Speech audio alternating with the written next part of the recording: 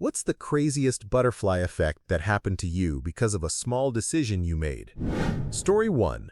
My desire for pizza set off a chain reaction that destroyed my family. One day I got home from school and really wanted pizza. My family was poor, so spontaneous food trips weren't always in the cards. I really worked my pouty face on my mom and begged to go to the local pizza place for dinner. She said, "All right." While chilling there, I saw my uncle walk by, and I was like, "What the hell, Uncle X, is that you?" Now you might say, well, he wanted pizza. What's the big deal? Well, he lived several states away, so to arbitrarily be in town and not tell anyone was strange. It turned out he was having an affair with his sister-in-law, my aunt on the other side of the family. She was basically a money-grubbing whore and the family protested. One thing led to another, and everyone hates each other now. We haven't had contact in like 20 years. I just wanted some pizza. Before we continue, do us a quick favor, smash that like button and subscribe to support our channel. Story 2. I decided to approach a girl in a wheelchair in a bar because I thought it was cool of her to be out and about having a good time. We became bar buddies. A week later, she brought a friend with her. I got along with the friend. We started dating. We married. We had a daughter. Had I not said hi to the wheelchair lady that night, I wouldn't have the most precious things in my life right now. Edit? Okay. Since this got a little attention, I'll provide a little bit more context. Like I said before, after approaching the girl, let's call her Y in the wheelchair, we hung out the rest of the night and exchanged contact numbers. I did not intend to pursue her in any romantic fashion, even though she was actually very attractive. Her disability was temporary. She told me she had passed out in the bathtub and hit her head, and when she woke up, she couldn't feel her legs. She was doing physiotherapy. As far as I know, I believe she started walking a couple of years after meeting her. So we were buddies for a while. I would push her chair all over town and made sure she was accepted in my group of friends. Even though my friends made jokes about me liking her, I never put myself out there as someone who was interested, and she always shut those jokes down and kind of belittled me as if I wasn't good enough for her. Which was fine. I took it as banter between friends. The night I met my wife, I took Y home because, well, she was in a wheelchair and it was like 3 a.m. We sat outside her house and talked until like 7 a.m. We talked about everything, and she asked if I liked her friend, my wife. I said yes, and she asked if I wanted her to give it a little push. I said I didn't need that and preferred for things to be natural, and that I would approach her friend on my own terms. That was that. Well, she didn't like that. Not that I didn't accept her help, but that I liked her friend. Apparently, I had been leading her on for weeks by being nice and considerate of her disability. I didn't know it when I first approached her, but she confessed later she didn't have a lot of friends, so I tried to be one. Even if I had been romantically interested in her, which I obviously wasn't, she would often assure me I had no chance with her.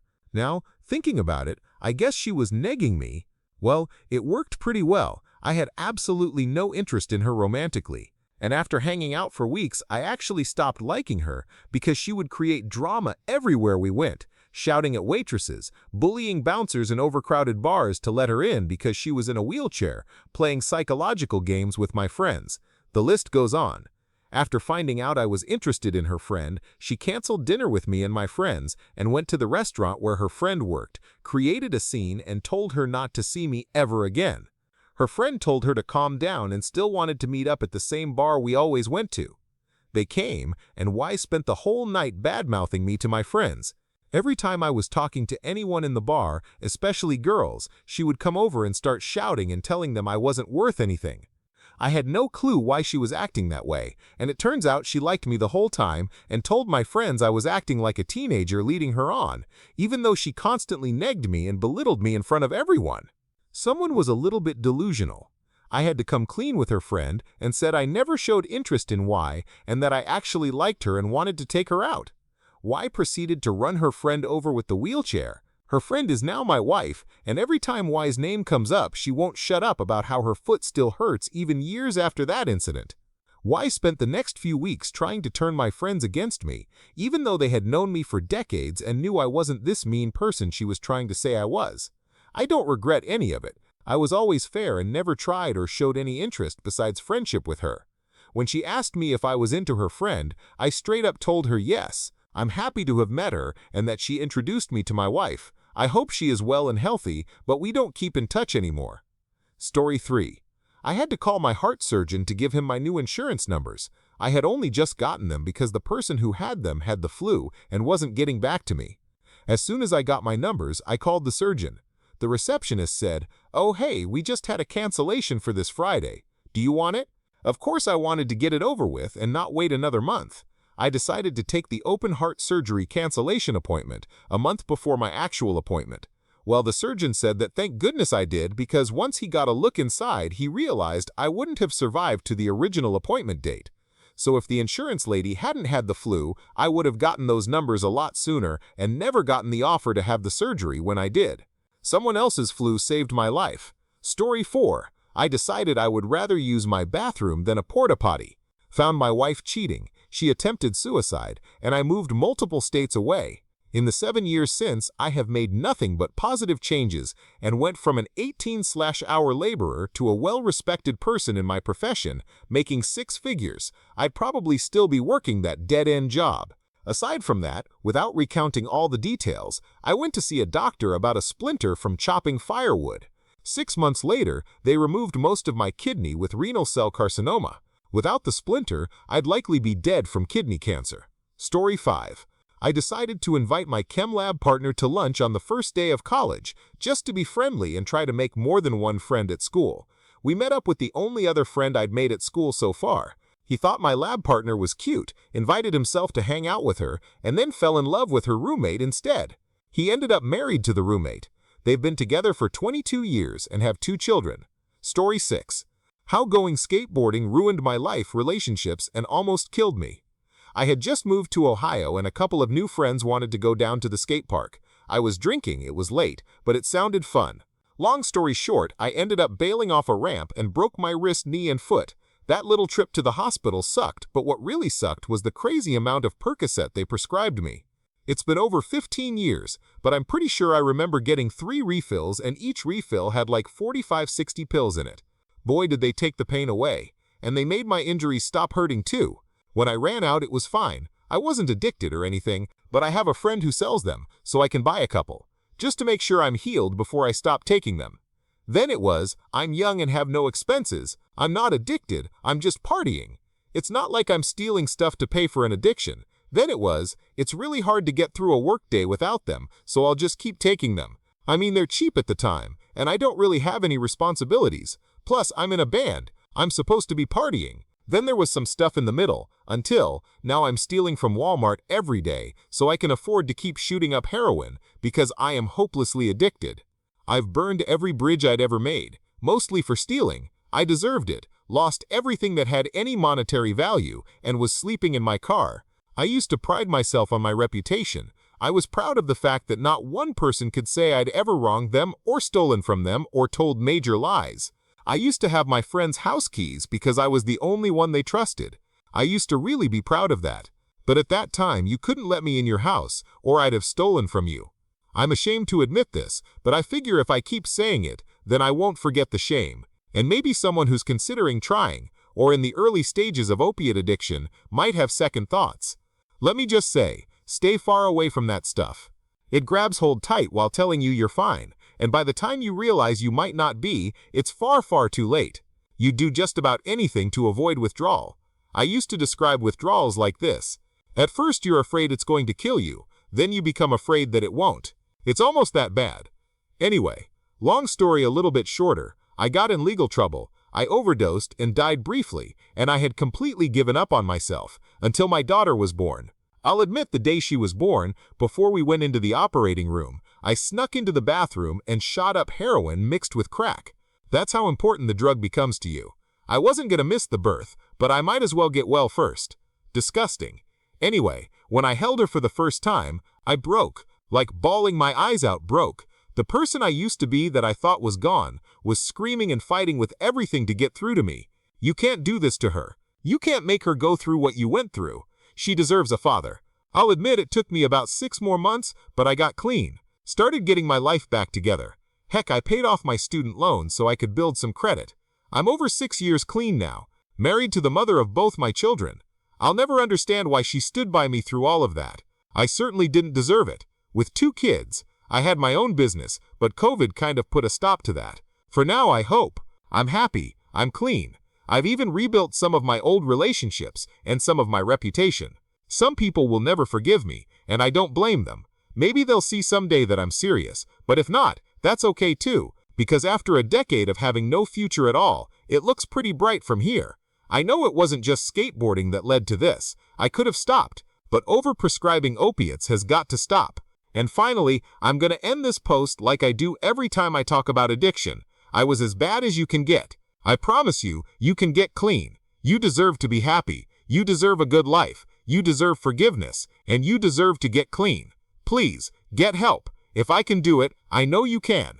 It sucks for a couple of weeks, I won't lie, but the rest of your life after that will be so much better. If you need help, PM me. I will answer, and I'll help in any way I can. But please, please get help. Nobody deserves to live like that. Story 7. A few years back, I lived in nice south of France for a while. As a musician, I would make a bit of extra cash busking, and one day I figured I'd go and busk at the Promenade des Anglais by the sea. It's usually packed, and it's just a generally pleasant place to be. I set up, played a couple of songs, and was doing pretty well, making a decent amount of money. Then suddenly, not one, but two of my guitar strings snapped out.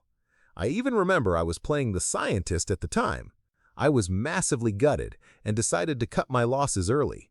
I stormed off home by the station in a bit of a sulk at having to restring my guitar and cutting short what was essentially one of my most productive days of busking since moving there. Literally 1 hour later, my phone started blowing up with family and friends freaking out and asking if I was at the promenade. It was Bastille Day, 2016. The truck drove into the same crowd I was playing to, killing 86 people, including my at-the-time girlfriend's uncle. I had 2 other friends who were among the 458 injured. I moved home the next month because it was too much, and haven't been back since. It's hard to explain. Sometimes I think I was super lucky, sometimes I just kind of cry and wonder why I was lucky and others weren't. It's surreal, and despite what people think, it's a truly horrible feeling. Story 8. In high school, I took an intermediate biology course. I had never done biology before, but was good at science generally, so I thought the intermediate course would be a good fit. My science teacher from a couple of years previous happened to walk into my class to talk to the biology teacher, and she spotted me in the class. She asked me what grades I had gotten the previous year. I told her, and she nodded and left. A minute later, she came back in and asked me to gather my belongings and leave the class. I was pretty sure I was in trouble for something I couldn't recall. She led me to another classroom and sat me down in an empty chair. Then she just started teaching. It turns out she was running the advanced class that year and had just decided to steal me as a student. I went on to take biology at the undergraduate level, and then a master's. I ended up doing a PhD in immunology and now work as an advisor for pharma companies. It gets better though. I decided I wanted to do my master's in London, and I met a girl on the way. We are now 10 years in and own a house together. All that because that teacher happened to look in my direction.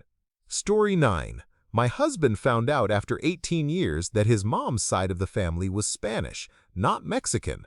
He found this interesting and changed his country to Spain on MySpace instead of the US, where he really was. Meanwhile, in Australia, I was helping my friend find Spanish people to add as friends since she was learning the language. I came across my now husband and decided to send him a friend request as well. We got along really well and met in person after 3 years. We have been together 11 years, married for 7. If he hadn't changed his country to Spain and only for a day or so, we'd never know each other existed. Story 10. When I was in 8th grade, 13 years old, I had a really long bus ride home, so I would pass the time by reading. One day, I faced the very serious situation of having nothing to read and having only a minute to grab something in the library. For whatever reason, I grabbed a book on astronomy. That book was amazing and grabbed me like nothing else had before. I remember being excited to realize that every astronomer on Earth was 13 years old once too, and that was a career you could actually do, even if you were from Pittsburgh. Anyway, today I am a professional astronomer who studies gigantic space explosions for a living. There was a lot of work to get from that moment to this one, but I'm always grateful that I picked up that library book. Story 11. Under pressure from my sister, "You're young, you need to have fun." I went out to a concert and then to a bar after.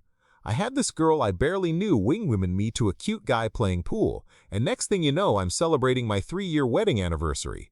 I didn't want to go out that night, but did due to pressure from my sister. He didn't want to go out that night, but his friend wanted to play pool. And I literally can't imagine my life now if I hadn't had that random girl wingman me. Our paths never would have crossed otherwise. Of course, it took me a long time to admit to my sister her role in the whole thing. Story 12. When my dad was about 20, he needed a phone number, so he called the operator from a payphone. She gave him the number, he hung up, and she accidentally refunded the money back to the payphone. She called the payphone back and asked him if he could put the money back in, which he did, and he hung up again. She accidentally refunded the money again and had to call back again to ask him to put the money back in. He did, and hung up again. She was so flustered, she refunded the money again and called back again, and my father got to chatting with her and got her number. They set up a date which she stood him up for, then she forgot his name when he called her again, then they actually got coffee, and 4 years later they were married. This coming August, it'll be 50 years for them. If my dad didn't need that phone number, I wouldn't be here. Edit. My dad still calls it the most expensive phone call he ever made. Story 13. Out of university, looking for a job and exhausting all the online resources. On a whim, I looked in the career section of a print newspaper that was lying around in the house. We never subscribed to that paper, I don't know why it was even there. I got the job in a different city and met someone who is now one of my best friends. They introduced me to their friends who introduced me to their friends and so on until I was eventually introduced to my wife. If I'd found a job where I actually planned on working, there is absolutely no way I would have crossed paths with any of these people. I met my wife through a friend, who I met through another friend, who I met through another friend, who I met through the first friend I made at the company. I guess I need to go watch Early Edition. Story 14. 4 years ago, a kid I barely knew from school invited me to Six Flags. I was a bit of a loner at the time, and I'd heard rumors about this kid being weird, so I intended not to go. On the day he wanted me to go, I was feeling extra bored and decided on a whim, why not? So I went and met this kid, and 2 of his friends I'd never met at Six Flags. 4 years later, and that kid is my best friend, and I have 3 other very close friends I met through him. Not only that, but I also met my first girlfriend because of the connections some of my new friends had. It transformed my high school years from being alone to having an amazing group of friends I could do almost anything with. I intend to ask my best friend to be my best man one day, and I don't intend on ever losing touch with any of them. I'm home from college now, and we're going to have a lot of fun together. Best decision I've ever made. Story 15. The older I get, the more I am constantly cognizant of the vast cascade of seemingly insignificant decisions and actions that led me to where I am. For example, a decision 25 years ago to change a refrigerator light bulb before going out resulted in my being at the wrong time and place so as to get mugged, which resulted in my decision to move out of the city I had been living in, which resulted in my meeting my wife, and from there to having all my kids and the whole shebang.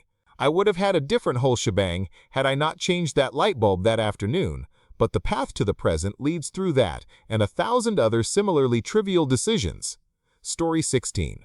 My wife got an email from her old colleagues the day we returned home from our honeymoon, asking if she wanted to star in a short film they were doing for fun. She said sure and asked if I could come along, as she knew I had an interest in movies. At the time, I worked in life insurance and was miserable.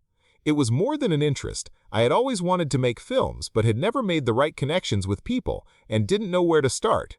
I made friends with the producer of that short film my wife was in, and 11 years later, filmmaking and video production is my career. I've shot feature films, short films, videos for TV and web, and worked all over the world because of that one email to my wife. It changed our lives. Oh, and that original short film never got finished. Lol. Story 17. I sent a friend from secondary school who I'd had a huge crush on a message saying happy birthday. A couple of years after we left school, I did the whole we'll have to catch up soon thing, not expecting much. He replied with, how about Monday? I saw him that Monday for coffee. Next month will be our 6th anniversary. Best thing that ever happened to me. My friends joke that I'm the queen of escaping the friend zone. Story 18. The first day I ever signed up for internet back in 1999, I installed MySpace because it was on the starter disk my ISP gave me and joined a random chat room. Over the course of the next year, the regulars in that room became like family to me. We would talk about everything. All that practice made me a fast typist and way better communicator than I was before that. They would even help me when I had trouble understanding something in my college classes. I also met my husband in that room, and we've been happily married for 18 years. Others from our little IRC family are married too, and we still keep in touch, all because I randomly chose that chat room that day. Story 19. I was always super flirty with the girl from HR, but we were always seeing other people or had the don't date at work rule, so when she left the company, I was bummed. A year or two later, a coworker asked me to search my email archives that was a thing back then for something he needed. I ended up stumbling across the farewell to my work friend's email from HR girl, and she had sent it from her personal email address. I reached out to her, we had coffee, then a date, then many dates, then I love yous, and I put a ring on it ASAP. 12 years later, extremely happily married, 2 goofy kids, 2 evil cats, and she still puts up with my bullshit. Edit, we're huge Office fans, and somehow never realized how meta it was to our relationship. It warms our hearts to get so much love, and my wife is thrilled to be compared to Holly. Not sure I'm feeling like a Michael, but screw it, I'll take it. Story 20. In 2014, I was coaching my twins' MF Rec Flag football team. My oldest player had a younger sister who came to watch a practice. We'll call her Grace. She saw my daughter on the team, told her dad, "There's a girl on that team," and the next week she was on my roster. She and my daughter became fast friends. While the flag football season was wrapping up, I was putting together my roster for the upcoming rec volleyball team. At the end of one of my practices, my daughter invited Grace to play on the volleyball team together. Grace had played the previous season and hadn't cared for it too much. Grace agreed and played from rec to club, then to high school with my daughter. My daughter, who graduated last year, and I watched Grace as captain lead her team to a state championship, and she has a D1 scholarship for volleyball next fall. Story 21. I chose to rearrange the sequence of classes slightly before starting my education. By doing this, I had to commute to a different branch of the school in a different town than the one I was originally signed up for. On my first day there, I helped a girl who had managed to break both of her arms in a drunken shopping cart accident, as I learned later. This girl, whom I would absolutely never have met had I not changed my classes around, has been my wife for 14 years. Story 22. The other day, I was driving home from work. Traffic was light, and I was behind a car with a number plate that started KFD. I decided to duck through the KFC drive-thru for chippies with extra salt as a little treat to myself. They took forever to bring them out, and by the time they finally did all told, about 10 minutes later, traffic had slowed to a complete halt. I needed to get over a bridge that's normally 6 lanes, which had now been reduced to 1. It turns out it was due to a massive collision involving several cars. When I finally got to the point where I was driving past, I noticed the number plate on one of the cars, that same KFD number plate. If I hadn't stopped to get hot chips, I'm fairly sure I'd have been in a major collision. TLDR, KFC chippies with extra salt saved my life. Story 23. I was given 2 start dates for an entry-level job in a large organization. The date I chose to start led to working in a small but high-profile team, so I got lots of exposure with senior management and became the can-do guy who'd fix a million tiny problems. That recognition led to promotions, a fantastic career, further professional qualifications, and working overseas for several years. I also met my best friend and my partner. If I'd chosen the other date, I'd have been sent to a data processing pool and been fairly anonymous. Story 24. In Afghanistan, I wasn't done with my coffee, so I passed on a trip from one base to another. There was another convoy a few hours later. Most everyone who took the first convoy died. My second cup of coffee wasn't even cold when I found out. Story 25. A few years ago, I was on the phone with my boss as I was getting home, discussing what we needed to get done the next day when he asked, "What the hell is that noise?" I said it'd make more sense to just show you, so I took a video of me opening the door and feeding my very loud farm cats. I realized I didn't like anyone crowding me awkwardly looking at my phone when I show someone a video, so I uploaded it to YouTube. The next morning, I went to show him on the computer and noticed it was up to 11 views, which I found odd.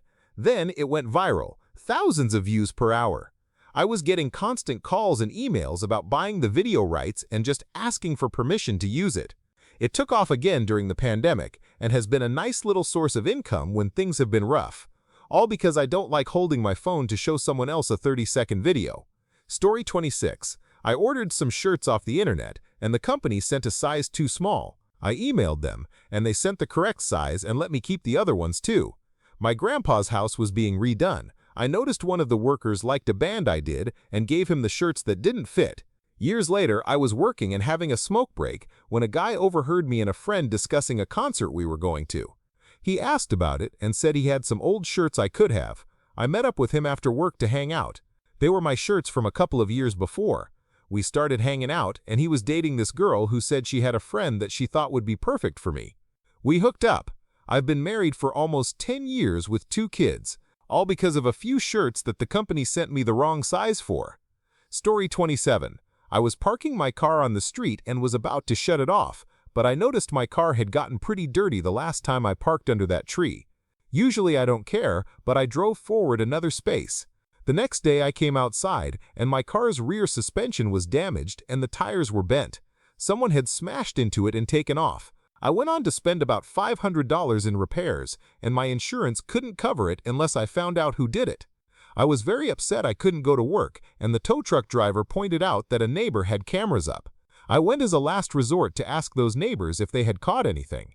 The next day they emailed me footage of the vehicle that hit my car and parked a few houses up. They found the vehicle and took pictures of the damage too. I ended up getting $4,000 from their insurance company. Story 28. I was dating a girl in college. I didn't actually go to college as I was doing an apprenticeship instead. One day I had a day off midweek and figured I would pop into college to see my old friends and chat with this girl I was dating. At the time, I was very into skateboarding, so I took my skateboard into the building but had to leave it in the reception area.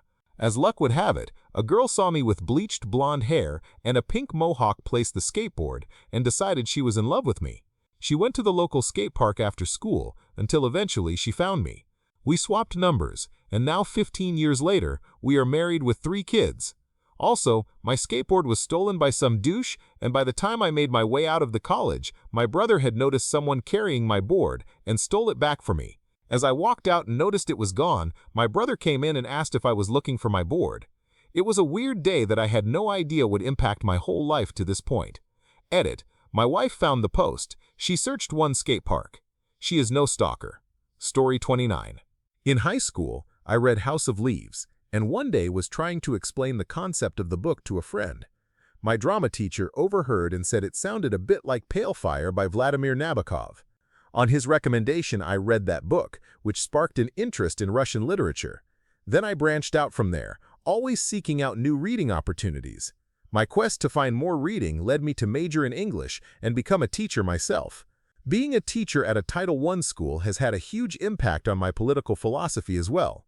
So basically, I am who I am today because my drama teacher suggested a book to me. Edit. I also suggest everyone read Pale Fire. Very good read.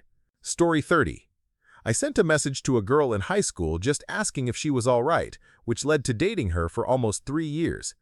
During that time, she convinced me to try the drama club she went to, which convinced me to take drama class the following year, which made me take it the next year.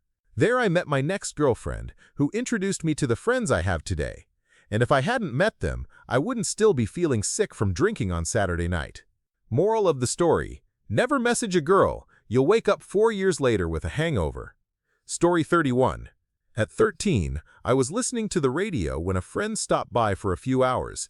He told me my taste in music was rubbish and twisted the dials to a show that played Prog House. He stopped listening as he moved on to another musical phase, but I didn't. It completely reshaped my musical taste from poppy dance music to serious Prog House. One of the artists I heard that night struck a chord with me that I will remember forever. It started me down a path that encompassed a lot of DJing, promoting nights, and podcasting.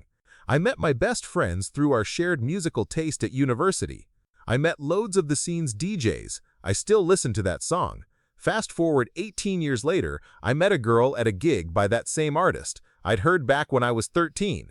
2 years later, we were married, and now we're trying for kids. All because one friend came over and was critical of the radio station I had on. Edit. Thanks for the love. Since you asked, it was Chakra, I Am Digweed and Moore's Bedrock remix, not the Dream dub. although I love that too. We met at a John Digweed gig. Story 32. I was in the Navy, and for my next assignment, I asked to go to several places but made it clear I didn't want to be sent to Quantico, Virginia. As an officer who managed public works, I had already done my time on the East Coast, so of course the Navy sent me to Quantico. My second son was born there with some rare and significant medical issues. The doctor who had invented the surgery he needed was in New York, and Quantico was as close to him as I could have hoped to be stationed. He performed the life-saving surgery my son needed. A year later, I was planning to leave the Navy, but they enticed me to stay by offering graduate school. I went to CU Boulder. That same son developed additional complications and needed a Malone ACE surgery. The doctor who had brought that surgery to the U.S. was at Denver Children's Hospital and performed his surgery. After that, I was stationed at Kings Bay, Georgia, at the submarine base. I was close to getting out when, during a security review of our site, a post-9/11 security checkup, I ran into a civilian contractor I hadn't seen in a decade, not since we'd gotten our undergraduate degrees together in New Mexico, my home state. He was now a manager at an amazing company in Albuquerque and was building a team.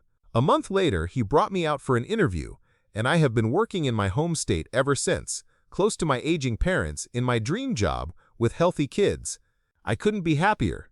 Story 33. I responded to a cute girl's message on OkCupid while I was in my senior year of college. We hit it off, but then finals started, and I didn't have the time or brain space to message her for a couple of weeks, so she thought I had ghosted her. When I was finally able to get back online, thankfully she was still there, so we picked right back up where we left off. We had a long-distance relationship for a while, then a full-time job opened up where she worked, which happened to be in my dream field. I applied, got the job, and moved in with her. The job paid for me to get my master's degree in the field, accomplishing another lifelong dream of mine. Now we're still together 10 years, a house, and 2.5 pets later. Edit, I said 2.5 pets because we have 2 dogs, a boxer and a pug, and a cat. Not that the cat is lesser in my eyes. In fact, she's probably my favorite of the 3. She's simply smaller, though she takes no shit when our boxer tries to play with her. Also, I'm a lesbian, and OkCupid was the place to meet other lesbians when I was in college, especially since it was in a small southern town. Story 34. I can think of 2 small choices that have heavily altered my life. The first was when an older member of my fraternity invited me to attend his wedding. It wasn't a huge event, and we weren't, and still aren't, particularly close. I thought it was odd, and really had no desire to go, something I debated heavily. I met my now wife there, and I can't imagine life without her. Second, I asked a guy to join my D&D game while we were hanging out in a big group. He's a typical sports guy, and I knew it was a long shot, but he ended up deciding to try it. During a break in one of our sessions, he told me about a job he thought I'd be a great fit for. So long story short, I'm now working at the company he referred me to, and for the first time in my life, I'm not dreading Monday mornings and am financially stable. Story 35. The year I graduated high school, I was dating a guy who lived 1,000 miles away. My plans were to go to college in the state where he lived, but work the summer in the state where I lived. I must say our relationship was pretty rocky, but I was still going to go through with things even though at that point I had tried breaking up with him about 100 times. He was pretty mentally controlling. I went for an interview at the beginning of summer and was straightforward, telling them my plans for moving at the end of summer. They said they wanted someone who would be staying past summer. So I applied for a bunch of other jobs, one being a grocery store about 10 minutes from my house. Of all the places I applied, I really decided to pursue keeping up with my application process there. They lost my first application, so I filled out another one, and after a week or so ended up calling just about every day to see if my application had been looked at. Eventually, the manager of the position I applied for agreed to let me come in for an interview. After one with her, one at corporate, a drug screening, and so on, they told me I got the job. Well, lo and behold, maybe a week or so into the job, I took my money to the back to be counted and saw this smoking hot guy. Oh my God, I smiled so hard my face hurt, and I had butterflies in my stomach. I asked the girl training me what his name was, and she told me, it turns out he saw me working one day when he was off the clock, and was pretty taken aback as well. We have been together a little over 9 years, married for over 60 years, have a 1.5-year-old little boy, and are pregnant with twin girls. It's funny how things tend to work out, especially when you least expect it. To my hubby, if you find this while scrolling through some posts/comments on here, I just want to tell you I love you and I still think you're so damn smoking hot. Story 36. When I was 18, I used some spray-on hair dye for a Halloween costume.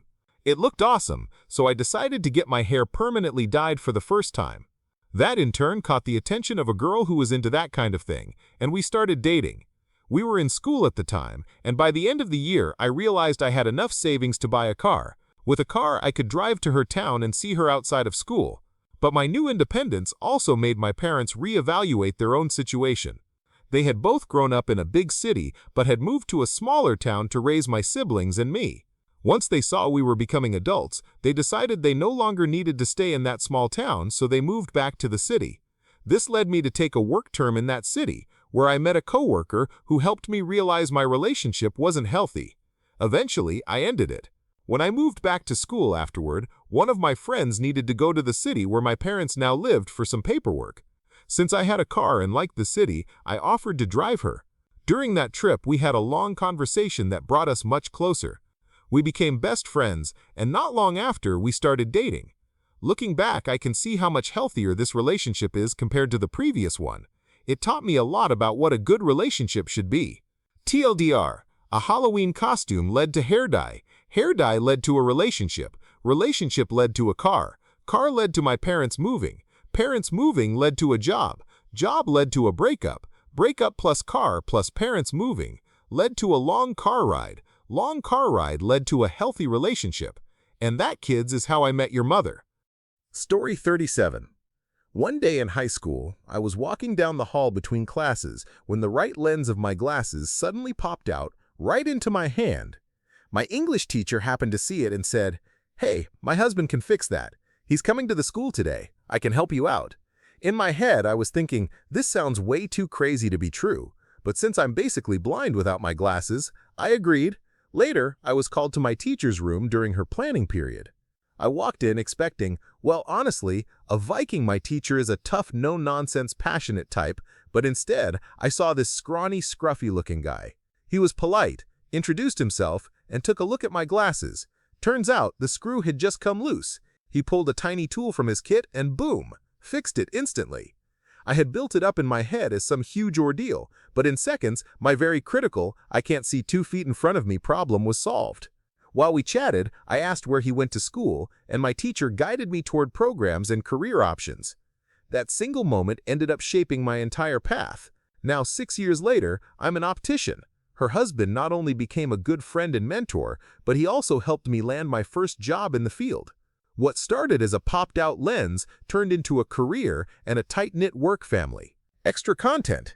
Even though I originally listened to my teacher's advice about which college to attend, I ended up going somewhere else because of friends and a bit of forgetfulness.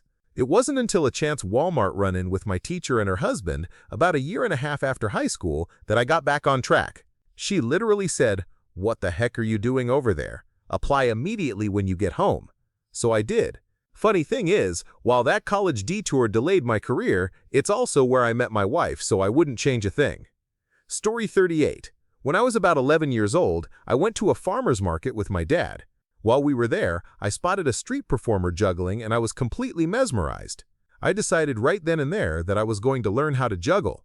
A few months later, I started 6th grade, and my middle school had a juggling club after classes once a week. To my surprise, the guy running it was the same street performer I'd seen at the farmer's market. Naturally, I joined. Fast forward 2 years, I was 13, poking around online for juggling forums. That's when I stumbled onto r/juggling, which eventually led me to Reddit in general. One day I ended up on Subthread, where I read a post from a man who had spent a year and a half riding his bicycle from northern Alaska to the southern tip of South America.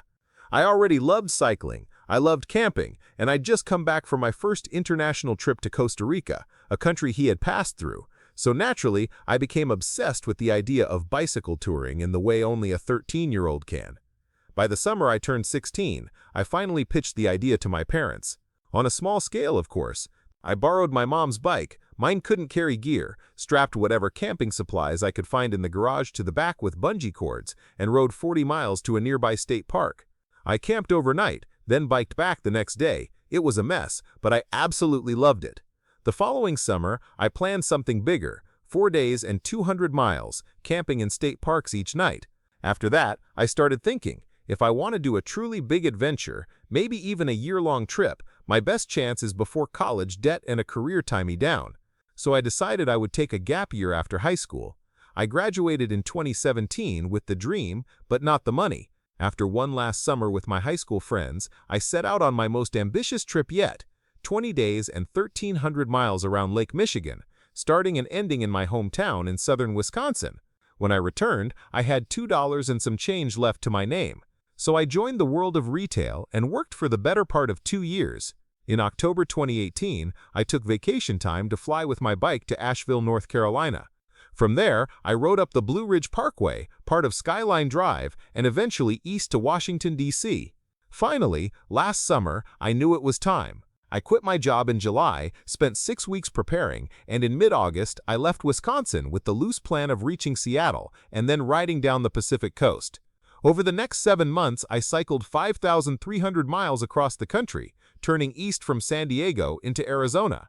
In March, I was in Sedona, waiting for the Grand Canyon's nights to warm up, when COVID-19 suddenly escalated. I worried that airports and train stations might close, and I didn't want to be stranded across the country from my family. So I biked 30 miles north to Flagstaff and caught an Amtrak back to the Midwest. Since then, I've been working again and saving for my next adventure. Having seen most of the US, I'm now thinking about international bike touring. New Zealand is at the top of my list once borders reopen. College is still in the future, but when I do go, I know I'll choose a field that allows me to keep traveling. TLDR, going to a farmer's market at 11 led me to juggling, which led me to Reddit, which led me to bicycle touring. That path eventually took me across the US and even shaped my career and college plans. Story 39. My freshman year of high school, I had a crush on a girl. She was into theater. At the time, I was a total loser, smoking weed with the guys who planned on dropping out as soon as they legally could. I tried out for a play so I could spend time around this girl. I got the part. She didn't. Then I found that I liked theater, and the people there were actually friendly instead of the toxic friendships I had been stuck in. I became a theater kid and lost the crush on the girl after a couple of weeks. To get better parts, I decided to start taking care of myself. I lost weight 270 to 190 pounds, started going to the gym, doing skincare, and taking care of my hair. My clothes didn't fit anymore, so I got into fashion and streetwear. By senior year, I was clean-cut, in shape, and attractive. My theater friends had gotten me into computers and math too, so I joined an accredited mechanical engineering program. Now I'm nearly out of college with a mechanical engineering degree and a good job lined up. Computers are a hobby. I'm working on website design for my home server right now, with SQL database design next on the list. I recently started moonlighting as a model. The friends I used to run with are still a friend group. They do whatever drugs they can find, and the most successful career in the group is day shift at McDonald's. Story 40.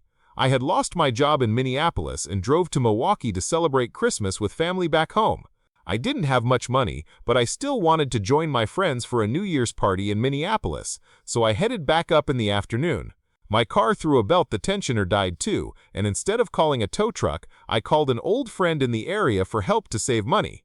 After a multiple hour-long debacle, we ended up at his dad's house. He'd borrowed the truck from his father. His dad offered me a job, so I ended up moving back to Milwaukee and eventually renting a flat from my grandma.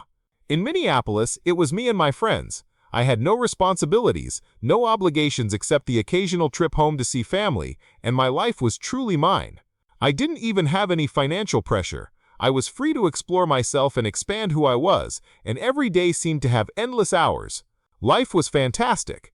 Because I moved home, I'm now a major support for my sister's mental health. I got into some bad relationships, including a throuple, and ended up with a dog with separation anxiety. I'm taking care of my now 90-year-old grandmother and stuck in a relationship I get nothing back from. I went from my everyday being mine to snatching a few minutes at a time here and there for myself and devoting the rest of my time to parents, codependent friends, my pup who I do love, my boyfriend, siblings, my demanding job, etc., etc. I never even wanted to own a house because I didn't want to waste my days raking, mowing, shoveling, fixing, and painting. And now I have to do all that and more for my grandma and for a house that I won't even inherit. It seems like suddenly everyone always needs things from me, and I never get anything for myself. I've lost my life completely because I didn't call a darn tow truck. Story 41. My life dramatically changed because I agreed to take a trial lesson. I was a freelance English teacher at the time. With someone during a time frame, the person who connected me with students already knew I didn't want to do trial lessons. I said no and hung up, and 3 minutes later called back and said fine, but don't ask me this again. Turns out it wasn't a real trial lesson at all, but someone scouting for a private English teacher for one of the biggest celebrities in Japan. I hit it off with her very well and ended up becoming her manager. I traveled the world with her in first class, more than 40 countries and many repeats for 5 years, rode in limousines, stayed in 5-star hotels and restaurants, went to movie premieres, attended Elton John's Academy Awards party, and met, ate dinner with, and hung out with lots of extremely well-known people, including Snoop Dogg, Al Gore, Nicole Kidman, Usher, Leonardo DiCaprio, Adrian Brody, Mario Testino, Jackie Chan, Stan Lee, and Jeff Goldblum, to name a few. The list of things that we did and experiences we had is too long to write out. It also sounds fake, and yet it is not. The best thing, though, I had recently begun my transition from male to female and got to be coached in fashion and mannerisms by a supermodel. And since I was a reflection of her, she made sure to take me shopping frequently. I'm a dorky trans girl from Mississippi who likes space, lizards, and video games, and I grew up dirt poor. To say this changed my life is an egregious understatement, all because I took a trial lesson I normally wouldn't have. Story 42. I was an assistant manager at Domino's and went to work one day in the middle of a horrible storm. I'm talking hydroplaning, having my wipers at the highest speed just to see that type of chaos. I'm so frantic I forget to turn my headlights off when I run in, and I'm parked in the back so I can't see it out the window. To make matters worse, our store has terrible drainage pipes, so now it starts flooding. So now we're trying to push the water out, and I'm calling every incoming order and telling them we have to cancel it. In the middle of all this, one of my drivers tells me my headlights are still on. I acknowledged it, but not really because of everything that's going on. So an hour later, everything gets back to normal. After I close up the store at the end of the night, my car won't start, and that's when I remember the driver telling me about my lights. So I call my brother to give me a jump. We pop open the hood, and 2 cats jump out of the hood. I always think about what would have happened if all those circumstances hadn't come together to make me forget about my headlights and drain my battery. Those 2 little lives might not have made it through that storm. Story 43. Around a decade ago, I was 22, and after years of academic failure, video games, and aimless drifting, I grabbed a summer job working as a maintenance guy for a parking garage so I could make ends meet. My coworker, who I'll call Jake, was quiet, stoic, mysterious, and spoke in short, monotone sentences. 3 or so months in, he invites me over for a beer, and against my overwhelming social anxiety and isolationist habits, and my rules about hanging out with coworkers, I say, sure, why not? So we both climb into his beater and go for a drive, and end up at this dilapidated, beat-up warehouse. It's just off a subway line, tucked into a weird little corner of overgrowth, and on the other side of the line are expensive housing developments and a brand new retail outlet. It is quite literally on the wrong side of the tracks, and I am nervous as heck as he leads me in. The interior of that space was an absolute wonderland. Couches hung from the ceiling with chains in front of huge professional projectors hooked up to fat, thumping subwoofers, turntables on turntables, stripper poles and dirty zines, paintings and graffiti, and color bursting from every corner.